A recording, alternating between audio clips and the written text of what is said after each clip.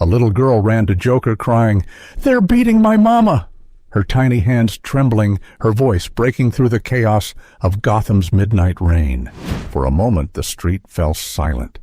Even the thunder seemed to pause, as if the city itself was holding its breath. Joker turned slowly, his grin fading, eyes narrowing behind the smeared paint. He wasn't used to innocence running toward him, only fear.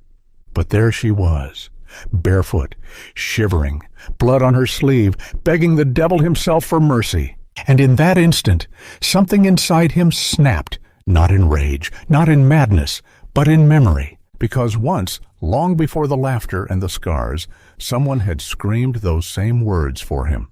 If stories of twisted justice, vengeance, and shattered innocence pull you in, hit that subscribe button now.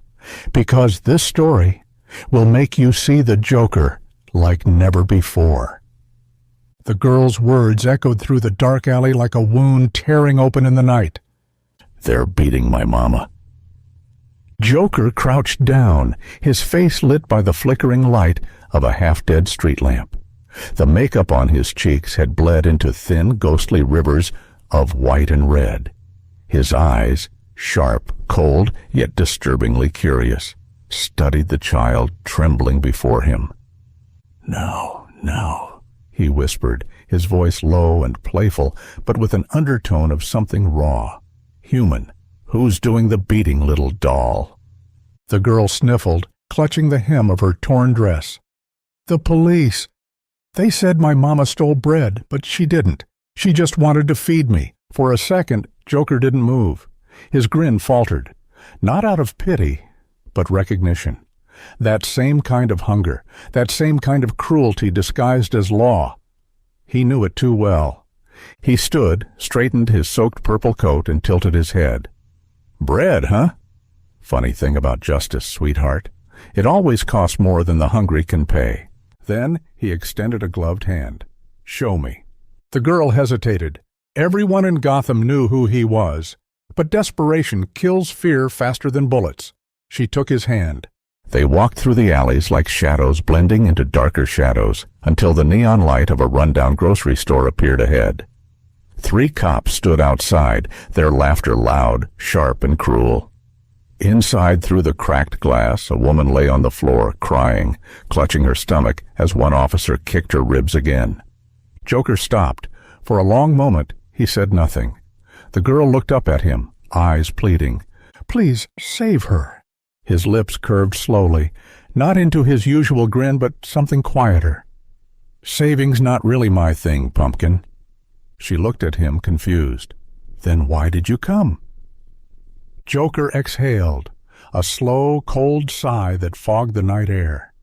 "Because sometimes," he said, eyes locked on the cops, "people like that need to remember what fear really feels like." He stepped out of the shadows. The laughter stopped. The officers froze. One of them, tall and built like a tank, pointed his gun instantly. "Hey, you! Stop right there! Hands where I can see 'em!" Joker raised his arms, fingers twitching in mock surrender. "Oh, I'm not here for trouble," he said softly, stepping closer. "I'm here for justice." The officer snorted. "You? Justice? You're the freak who burned half the East Dock last month." Joker tilted his head, his smile widening. "Ah, but that was business. This is personal." Before the officer could react, Joker moved. A flash of metal, a scream, the thud of a body hitting wet concrete. The other 2 cops drew their guns, but the Joker was already behind one, whispering in his ear. "Tell me, officer, when you hit a woman for stealing bread, does it make you feel like a man, or just less of one?" The man didn't answer. His breath came in short, terrified bursts. Joker pressed the gun's barrel to his temple, the officer's own weapon. "Bang," Joker said lightly. The shot echoed through the night. The girl screamed, not out of horror but release. Her mother crawled to her, pulling her into her arms, crying into her hair. Joker stood there, still smiling, still quiet. The 3rd cop ran, but Joker didn't chase him. He simply called out, "Run home, officer! Tell your friends the clown's handing out honesty tonight." Then he turned back to the woman and her daughter.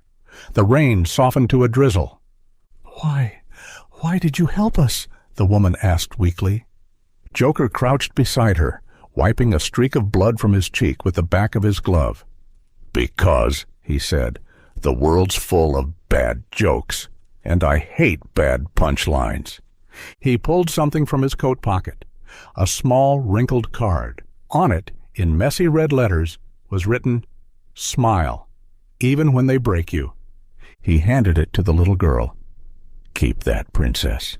It's worth more than bread." The girl looked at it, then at him. "You're not bad." Joker chuckled softly, a sound more tragic than mad.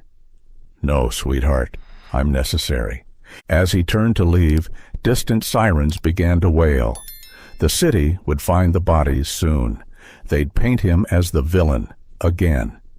But that night, in that forgotten corner of Gotham, a child slept with her mother safe beside her. And for once, chaos had done something good. As Joker disappeared into the rain, a faint smile lingered on his face, the kind of smile that hides a storm.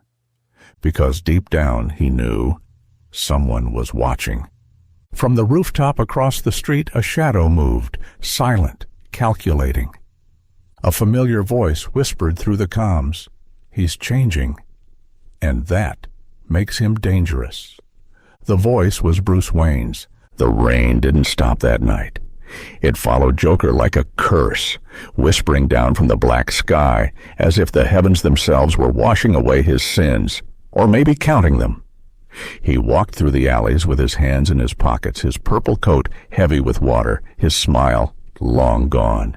He kept seeing her, that little girl, every time he blinked. Her trembling voice, her blood-stained sleeve, her blind trust in a man the world called a monster. It stirred something in him, something that felt unfamiliar, not guilt, not pity, but a strange, quiet ache. The city was the same, rotting under the glow of its neon lights, laughing through the cries of the broken. Joker had always loved that noise, but tonight it sounded different. Tonight it sounded like mockery. He ducked into an abandoned theater, the kind of place that smelled of dust, whiskey, and forgotten applause. His old hideout. Candles flickered in the corners, their light bending over peeling posters from another time. He sat in the middle row, staring at the stage where once he had performed, back when the world called him a man, not a monster. He whispered to himself, "You did good tonight, didn't you?" The silence didn't answer. It never did. Then, a slow clap. 1, 2, 3. Joker didn't turn immediately. He recognized that rhythm, that confidence. "Didn't expect you to approve of the show, Bats," he murmured. From the shadows, Batman stepped forward, tall, imposing, rain dripping from his cowl. His voice was low, steady, but edged with warning. "You killed 3 officers." "They weren't officers," Joker said calmly. "They were predators with badges. You know that better than anyone." "That doesn't make it right." Joker chuckled, leaning back in the old theater chair. "Right? Wrong? Oh, Bruce, those words are just costumes people wear to sleep better at night." He tilted his head. "Tell me, when you look at Gotham, when you really look, do you see justice or just order pretending to be mercy?" Batman's jaw tightened. "You don't get to decide who lives and who dies." "Neither do you," Joker whispered, "but at least I don't lie about it." For a moment silence stretched between them. 2 men carved from the same city, one dressed as fear, the other as madness. Then Joker smiled faintly. "She ran to me, you know. The little girl, not you, not the cops, me." Batman's eyes darkened. "You think that makes you a hero?" "No," Joker said, his grin fading. "It makes me needed." That silence again. Heavy, suffocating, electric. Batman said nothing more. He turned, melting back into the darkness. And just like that, Joker was alone again. He laughed. Not his usual manic cackle, but something hollow, bitter. "You'll see, Bats," he murmured. "They always come to me in the end." The next morning, Gotham News exploded with headlines. 3 corrupt cops found dead. Joker strikes again. The city panicked. Politicians screamed for justice. The police flooded the streets. But beneath the noise, something else began to happen. Ordinary people, the ones who had been silenced, beaten, ignored, started whispering his name. The clown who punished the corrupt, the monster who gave them what the system never did, fear in the hearts of the powerful. Joker watched from the window of a crumbling tenement, cigarette burning between his fingers. Down below, graffiti was spreading across the walls. His face, smeared, smiling, painted beside 3 words: "Laugh for justice." He didn't start it. He didn't stop it either, because deep down he knew revolutions never begin with saints. They begin with monsters people can understand. That night, the same woman he had saved came to find him sewn. Her clothes were cleaner now, her eyes stronger, but her hand still shook when she held out a small brown envelope. "What's this?" he asked. She hesitated. "Evidence. Proof of who gave those cops the orders. The men who run this district. The same men who took food from my table for years." Joker took the envelope, staring at it like it was a loaded gun. "You sure you want to see what happens next?" She nodded. "They'll keep doing it unless someone stops them." A slow, crooked grin crept across his face. "You sound like me, darling." Dangerous habit. He turned toward the window, flicking ash into the wind. "All right, then. Let's rewrite their punchline." By midnight, the city's elite gathered for a private charity gala, the same men whose signatures stained every file of corruption in Gotham's East End. Champagne sparkled, laughter filled the ballroom, and lies wore tuxedos. Then the lights flickered. A distorted laugh filled the speakers, not loud but slow, cold, deliberate. Every head turned toward the stage. Joker walked out of the shadows, no mask, no disguise, just that painted grin under the spotlight. "Good evening, gentlemen," he said softly. "I heard you're raising funds for justice.